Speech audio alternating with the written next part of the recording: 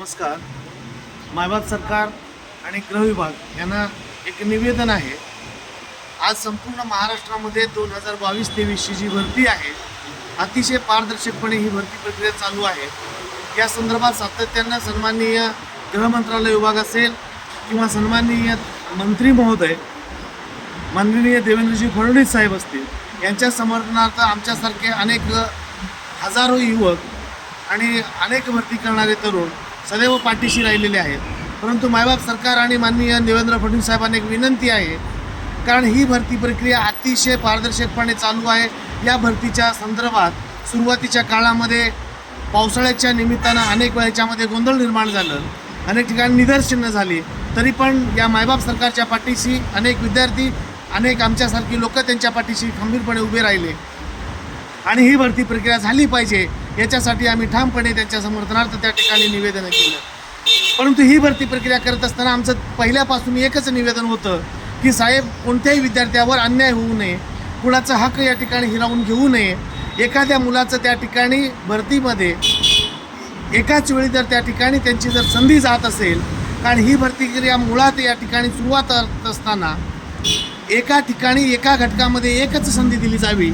म्हणून पोलीस भरती जिल्ह्याची असेल, कारागृहाची भरती असेल, ड्रायव्हरची भरती असेल किंवा बँड्समनची भरती असेल किंवा या ठिकाणी सशस्त्र सेना पोलीस SRPFची भरती असेल, या प्रत्येक घटकामध्ये एका विद्यार्थ्यांनी एकच संधी घेतलेली आहे. परंतु सरकार मायबापला विनंती आहे, कारण उद्या 28 तारखेला विविध महाराष्ट्रातील जिल्ह्यामध्ये रत्नागिरी जिल्हा असेल, ठाणे ग्रामीण असेल, त्याचबरोबर अमरावती असेल, अशा विविध जिल्ह्यामध्ये लेखीच्या परीक्षा आहेत.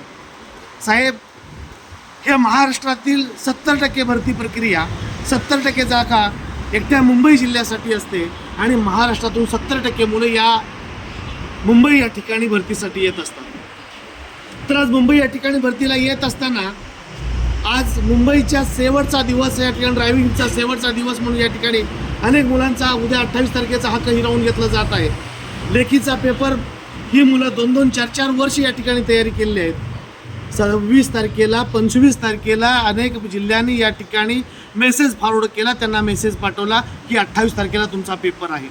रत्नागिरी या ठिकाणी त्या मुलाला परीक्षेला जायचं आहे. एकतर घाट मात आहेत, त्या ठिकाणी असणारे रस्ते बंद आहेत, मुंबईमध्ये प्रचंड पाऊस चालू आहे. यामध्ये ही मुलं या ठिकाणी मानसिक टेन्शन, तणावाखाली आहेत. या मुलांनी रत्नागिरी जिल्ह्याचा पेपर द्यावा की ठाणे ग्रामीणचा पेपर द्यावा की या ठिकाणी मुंबई ड्रायव्हरचा पेपर फिजिकलसाठी यावं, ही खूप अडचणीची गोष्ट आहे. 28 तारखेला साहेब लेखीचा जो पेपर आहे, 1-2 मुलासाठी 10 मुलासाठी लेखीचा पेपर घेणं ही शासनाच्या दृष्टिकोनातूनही चांगलं नाही आहे आणि हिताचं ठरणार नाही. परंतु ग्राउंडची तारखा वाढवून देणं त्यांना 100% ती गोष्ट शक्य आहे, ती होऊ शकतं. एवढंच आहे की प्रशासनावर एका दिवसाचा ताण पडू शकतोय, परंतु एका विद्यार्थ्याचा हक्क हिरावून घेणं ती योग्य ठरणार नाही आहे.